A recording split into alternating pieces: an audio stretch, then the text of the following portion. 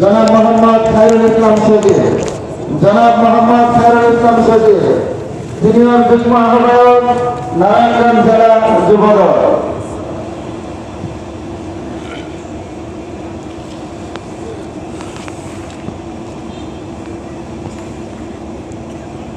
বিসমিল্লাহির রহমানির রহিম। প্রিয় এলাকাবাসী, কেমন আছেন আপনারা? আমি শুনতে পারি, কেমন আছেন আপনারা?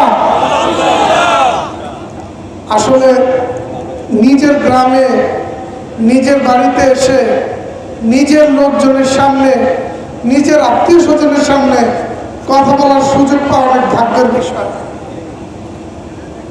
এই কারণে ভাগ্যের বিষয়, আমি সবার ছোট।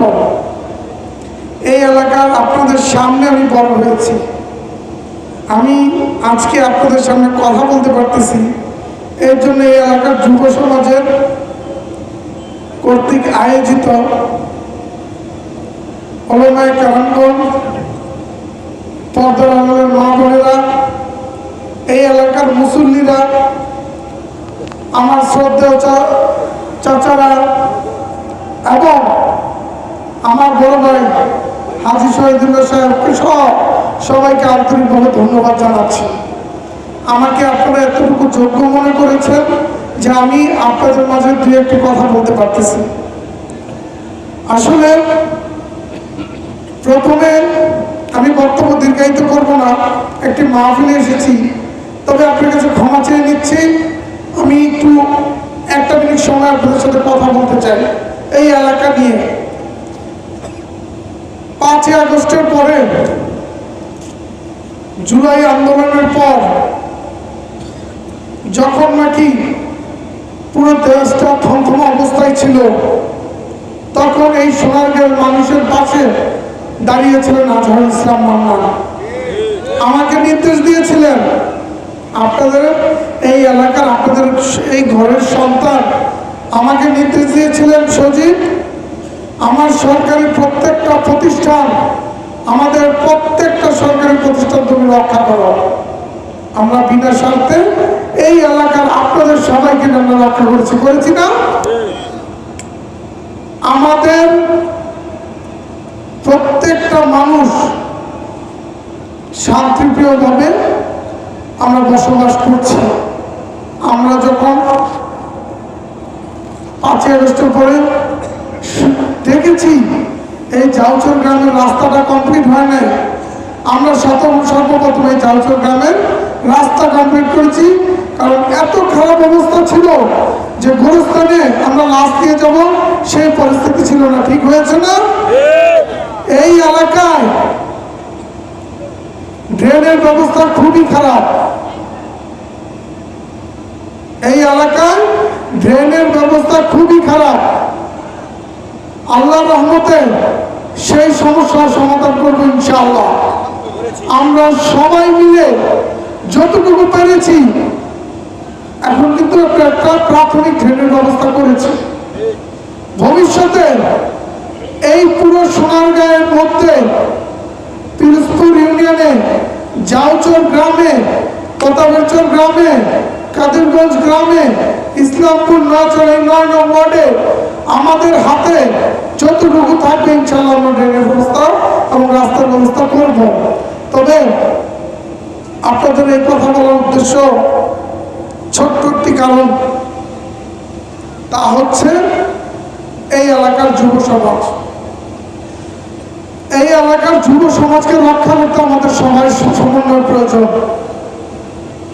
মাদককে রক্ষা করতে হবে, মাদক যেন কারো হাতে না যায়, এজন্য প্রত্যেকটা সন্তানকে রক্ষা করতে হবে। মাদককে আমাদের না বলতে হবে। এই এলাকায় প্রত্যেকটা জায়গায় মাদক বিক্রি হচ্ছে, আমাদের সবার প্রতিরোধের জন্য যার যার অবস্থা থেকে দাঁড়াতে হবে। মুখের বক্তব্য নয়, কাজে করতে হবে। যারা যারা এর সাথে জড়িত আছে তাদেরকে আইনের রাস্তায় নিয়ে আসতে হবে।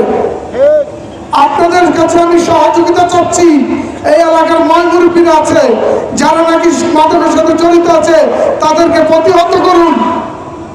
একটা কথা মনে রাখবেন, মাদক বিক্রি করছে আমাদের সন্তানের কাছে, মাদক বিক্রি করছে আমাদের যুব সমাজের কাছে। এই এলাকার যুব সমাজ যদি ধ্বংস হয়ে যায় তাহলে এই এলাকার থাকবে না। আপনাদের কাছে অনুরোধ, যুব সমাজকে রক্ষা করতে হবে। আমাদের এই এলাকার প্রত্যেকটা মা বোনেরা ইদানিং লক্ষ্য করছি বিভিন্ন দুষ্ট একটি সংগঠন আছে যারা নাকি ইসলামকে বিক্রি করার জন্য পায়তারা করছে এবং ইসলামকে তারা বিক্রি করে নিজেদের স্বার্থ উদ্ধার করতে চাচ্ছে। হচ্ছে না এরকম? আসলে একটি কথা বলতে, ইসলাম কি কারো একার? ইসলাম কি কারো একার? আমরা সবাই ইসলাম ধর্মের, আমাদের মালিক আল্লাহ তাআলা, আল্লাহ কারো একার নয়, আমাদের সবার। কিছু কিছু ব্যক্তি জান্নাতকে বিক্রি করবে, জান্নাতের টিকিট দিবে, এই আশ্বাস দিয়ে আমাদের মা বোনদেরকে তাদের ভুল ডিরেকশনে নিয়ে যাওয়ার চেষ্টা করছে। আপনাদেরকে বলে যাই, জান্নাতের মালিক আল্লাহ। জান্নাতে যেতে হলে আমল করতে হবে, 5 ওয়াক্ত নামাজ পড়তে হবে, ইসলামের তরিকায় চলতে হবে, তাহলেই জান্নাতে যাওয়া যাবে। আসলে কারো বিরুদ্ধে দৃঢ় মন্তব্য করবো না, শুধু একটি কথাই বলবো, আমার এদের এই এলাকার যুব সমাজ আমরা সবাই ঐক্য আছি। আমাদের পাশে আপনারা প্রত্যেকটা এলাকাবাসী, গ্রামবাসী, ময়মুরব্বীগণ আপনারা দাঁড়ান। আমরা মাদককে নির্মূল করতে চাই এবং এই এলাকার প্রত্যেকটা যুব সমাজকে সঠিক রাস্তায় আমরা নিয়ে আসতে চাই। আপনার বক্তব্য দীর্ঘায়িত করবো না। আমার নিজের গ্রাম, নিজের এলাকা দায় দিয়ে বলতে পারি, আমার বাবারা, চাচারা, ভাইয়েরা, বড়রা যারাই আছেন, দয়া করে আপনারা আমাদের পাশে দাঁড়ান। ইনশাল্লাহ এই এলাকার প্রত্যেকটা জায়গা পরিবর্তন হবে, এই আশ্বাস দিচ্ছি, এই ব্যাখ্যা দিচ্ছি। এবং আমাদের এই এলাকায় যতগুলো মসজিদ, মাদ্রাসা এবং মাহফিল হয়েছে এবং আছে, সব জায়গায় আমি অনুরোধ করব, আমাদের সবার প্রাণপ্রিয় নেত্রী, সবার পছন্দের নেত্রী, দেশ নেত্রী বেগম খালেদা জিয়ার জন্য আপনারা দোয়া করবেন। আপনারা আমাদের নেত্রী, দেশ নেত্রী অসুস্থ, সবাই যেন আমাদের নেত্রীর জন্য দোয়া করেন, যেন আমাদের মাঝে ফিরে আসতে পারে। আপনারা জানেন আমাদের জুলাই যোদ্ধা ওসমান হাদি স্বৈরাচারী শিকার হয়েছে। তাকে এই বাংলাদেশকে যারা ধ্বংস করতে চায়, এই বাংলাদেশকে যারা ধ্বংস করতে চায়, তারা তাকে রাস্তায় নির্মূলভাবে গুলি করে হত্যা করেছে। আমি আপনাদের সকল জনগণের মাধ্যমে, মিডিয়ার মাধ্যমে ওসমান হাদির বিচার চাই, যেন তার সাথে যা হয়েছে আর যেন অন্য কারোর সাথে না হয়। ওসমান হাদি ছিলেন আমাদের প্রত্যেকটি রাজনৈতিক ব্যক্তিত্বের আইডল। তাকে যেভাবে হত্যা করা হয়েছে, কালকে আমাদেরও সেই পরিস্থিতি হতে পারে। আমি ওসমান হাদির হত্যার বিচার চাই এবং আপনাদের কাছে, ওলামায়ে কেরামদের কাছে, আমাদের ময়মুরব্বীর কাছে, এই এলাকার প্রত্যেকটি জনগণের কাছে আমার ভাইয়ের জন্য দোয়া চাই, যেন আল্লাহ তাআলা আমার ভাইকে জান্নাত নসিব করেন এবং তার রূহের মাগফিরাত কামনা করে আমার বক্তব্য এখানে শেষ করছি। ধন্যবাদ। আসসালামু আলাইকুম। আরেকটি বিষয়, আমাদের এই এলাকার সন্তান,